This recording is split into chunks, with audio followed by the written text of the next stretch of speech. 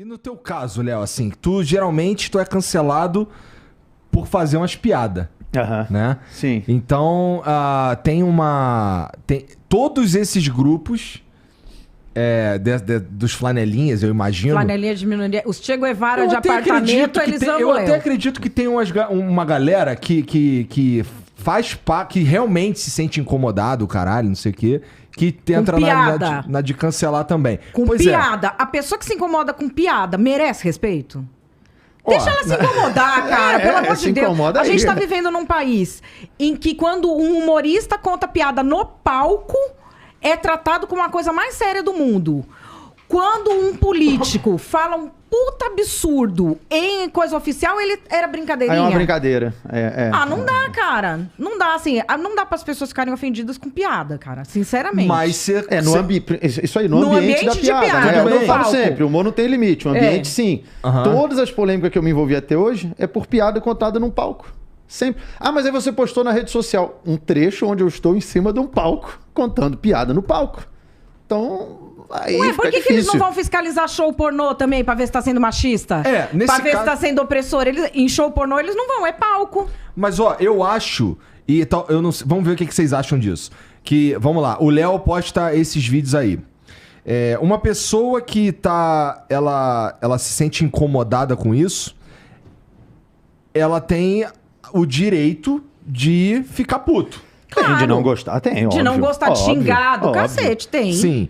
E aí, na minha visão, o problema é quando a gente pega esse trecho, falando especificamente do Léo, pega esse trecho, joga ele num lugar onde eu consigo controlar as reações, que é da minha galera. Eu sou um cara influente, vamos dizer. Vamos dizer que eu seja um cara influente. Eu pego o teu trecho, coloco pra minha... Exponho esse trecho pra minha galera e faço a minha galera... Pego e manobro essa galera pra te bater. Aí eu acho desonesto. Porque assim, se eu não gosto do Léo, eu vou não gostar do Léo quieto aqui. Tá ligado?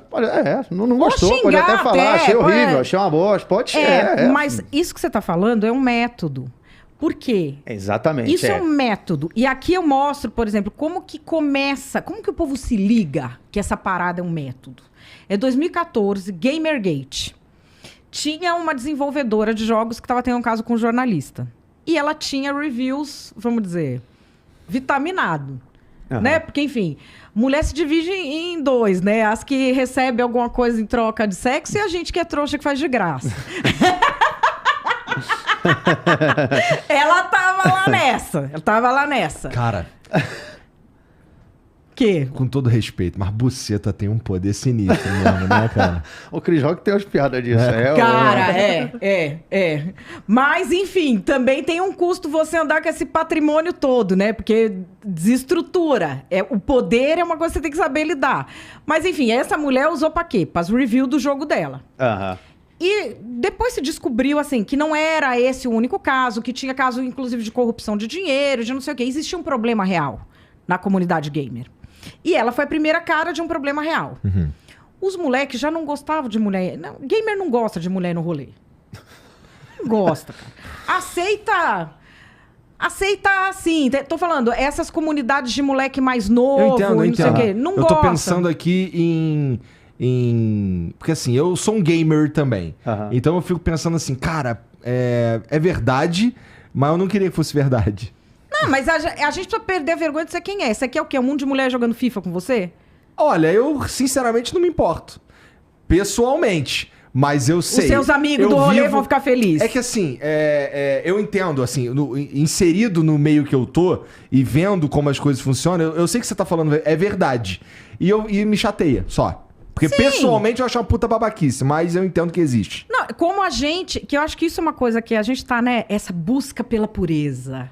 Essa gente que vem e fala que é linda, que é perfumada, que não peida, que jamais faz merda, que tá defendendo a inclusão. É isso aí. Então, assim, a gente perdeu uma coisa muito importante que chama noção. Todo mundo tem o bem e o mal dentro de si. É que nem você tá falando, Igor. Por exemplo, eu sei isso aqui, que é assim, assim, assim, eu sinto isso, e eu acho isso uma merda. Todo mundo tem isso. Todo mundo tem isso. Por exemplo, derrubar a estátua de pessoa. Ah, porque esse cara fez isso errado. Se você for pegar quem já fez coisa errada, meu amigo, acabou. Acabou. Você vai, derruba todas as estátuas. Não vai sobrar ninguém. Vai sobrar ninguém. Porque todo mundo tem o bem e o mal. Não tem... Só que aí cria-se esse mito do bem e do mal, que uma pessoa, uns são puros e outros são a encarnação do mal. Basta não ser puro pra ser a encarnação do mal, inclusive. Né? Não, basta ser do grupo oposto. Isso que eu tava falando do Gamergate. O que acontece? Cata ali um problema real que existe e o outro problema real é que eles já queriam as mulheres fora do desenvolvimento do jogo.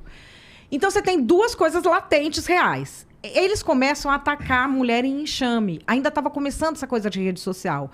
E o algoritmo tinha mudado em 2010. E aí eles começam a ver que aquilo favorece. Aquilo virou um negócio absurdo, que é o Gamergate. Virou caso de polícia, o cacete. O Milo Yiannopoulos, que era o editor do site do Steve Bannon, olha aquilo e fala, opa, tem coisa aí pra nós. E começa a apoiar os gamers e mirar em todas as mulheres, cara. Cada dia era uma mulher, mas foi coisa assim, de mulher ter que entrar em programa de proteção à testemunha.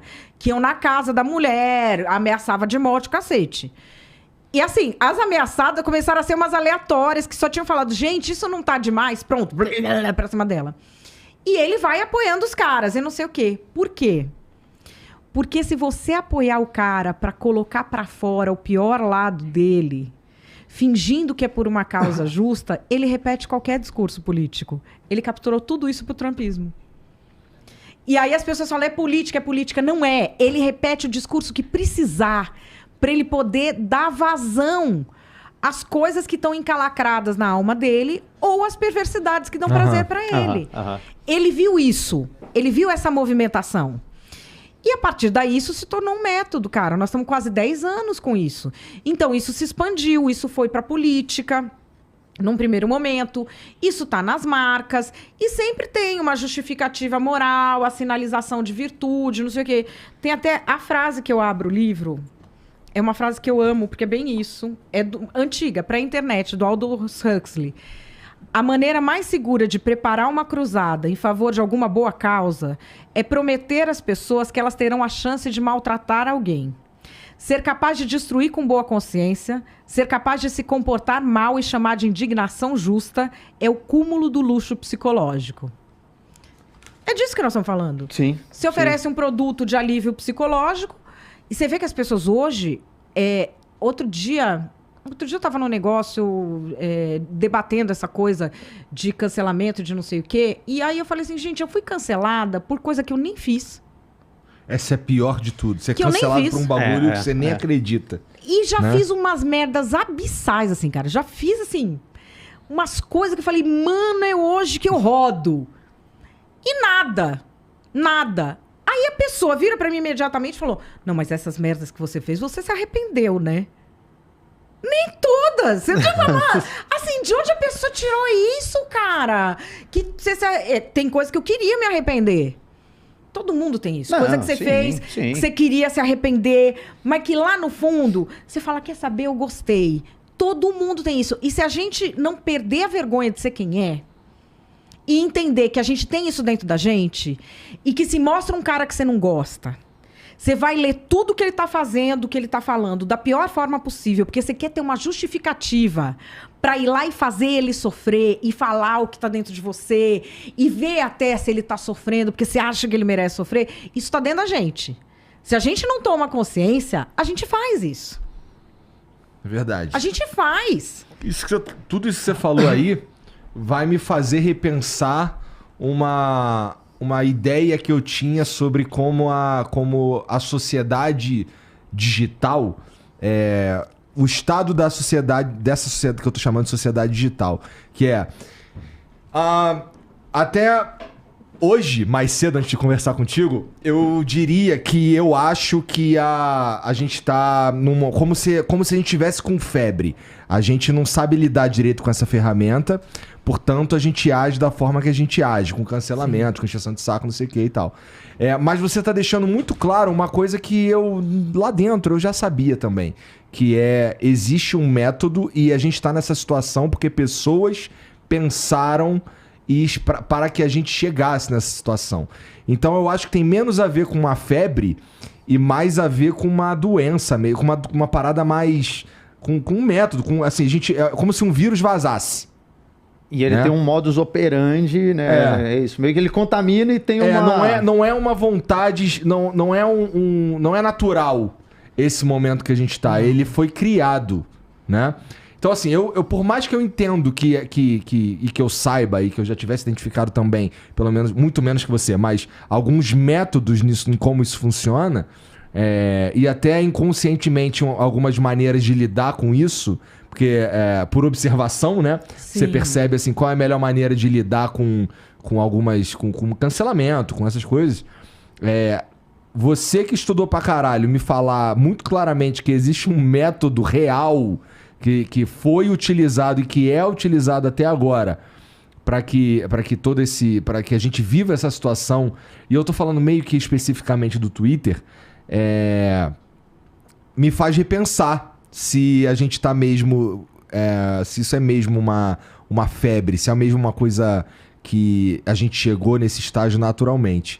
Então, cara, eu acho que a gente tá com febre. É tipo o cara que ele tá com febre depois dele tomar uma surra e quebrar ele todo. Alguém bateu pra caralho e daí agora a gente tá com febre. Tem uma coisa que eu falo eu falo muito lá pro pessoal do IASP, da comissão que a gente tem, que tá analisando regulação de mídias e de internet, de não sei o quê. Aí eu falo sempre pra eles, sabe quem entende disso aqui? Paulinho da Viola, Samba Argumento. Faça como o velho marinheiro que durante o nevoeiro leva o barco devagar. Nós estamos no nevoeiro. Nossa cabeça é analógica. A gente imagina a conversa de 1 para 1. A gente não entende essa arena romana do mundo digital. Teve gente que entendeu e montou estratégias. A gente precisa primeiro compreender isso para depois entender como é que regula. Mas você sabe que isso daí acaba se perdendo no seguinte... Olha esse exemplo. Alguém falou mal do... Sei lá. Alguém fez uma piada contra... Não contra, porque, né? Fez uma piada sobre. Fez uma piada sobre uma pessoa que tem hidrocefalia. Tá. Vamos pegar um exemplo fictício. Um exemplo fictício. E que nunca daria... Que aquela coisa isso aí não que daria fala, problema. Como é que isso vai dar problema? Não, então, isso aí não vai dar problema, mano. E aí vai criticar, por exemplo, falta d'água em algum lugar. Por exemplo. Aí, nesse caso, o que você descreveu como sendo discurso de ódio se torna uma ferramenta para sinalização de virtude. E aí é justificável. Você e aí que a pessoa apanha, e aí a gente tem um problema muito sério. Porque assim, vamos lá. Uma pessoa que cai de paraquedas nessa discussão vai falar, porra, uma pessoa que não pensou, um cara mais que, sei lá, não faz parte desse mundo. Ele vai assim, caralho, é mesmo. Ficar zoando um moleque que tem uma doença séria dessa daí, porra, ruim. Eu não posso... Eu acho que é vacilo. Isso assim, descartando o ambiente, qualquer descartando contexto. Qualquer contexto. Isso aí. Não, ele viu aquele vídeo e ele fala, porra, não gostei. Pô, isso aí não. Não, ele nem viu, ele nem viu. E a maioria nem vê. A maioria nem vê, né? Porque depois já vira só... é verdade. Depois já vira o telefone sem fio, que é... Você viu a piada que ele fez na criança? Você falou depois, você viu o que ele falou? Mas já não é mais piada. Já falou. Aí já virou opinião. Você viu o que ele falou? Aí depois você viu que ele zombou da criança? Parece que daqui a pouco eu entrei na casa... uma pessoa fazendo um tratamento e comecei a esculhambar a pessoa. Porque assim, tem gente que recebe nesse estágio, né? Exato, cara que recebe nesse estágio, ele vai imaginar que o discurso de ódio tá no que esse suposto humorista teria falado em algum momento. Que ele não sabe qual é o momento, ele às vezes não sabe qual é o teor da parada, de onde vem aquilo ali, ele só sabe que foi o Léo. Na verdade, hipoteticamente. Sim. Né? E aí, o discurso, assim, pro cara identificar... Você pergunta assim, onde é que tá o discurso de ódio? Ele fala, no Léo.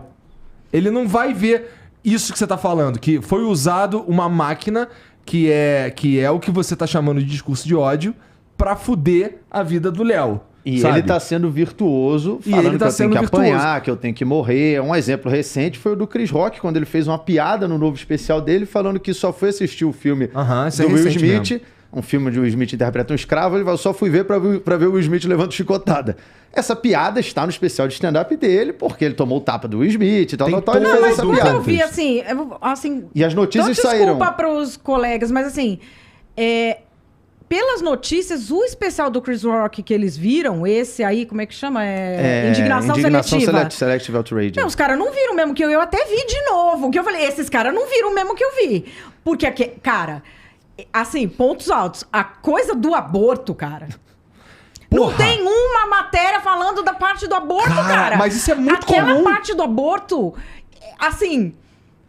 Quem não viu, veja. Porque, assim, aquele jeito como ele fala da questão do aborto, eu nunca vi ninguém falar assim. E mas isso é comum também, Madá. Porque ele ri dele. Porque aqui, ele ri da posição dele. Que a posição dele é, no filme, uma posição hipócrita. Mas a de todos os outros que estão na mesa também é. Por quê? Por exemplo, aborto. Você quer simplificar muito a questão. Não, porque é isso, porque é aquilo. Mano, ninguém sabe direito lidar com isso. Você fala assim, aborto. É uma questão que você não quer falar daquilo, cara. É uma coisa muito difícil.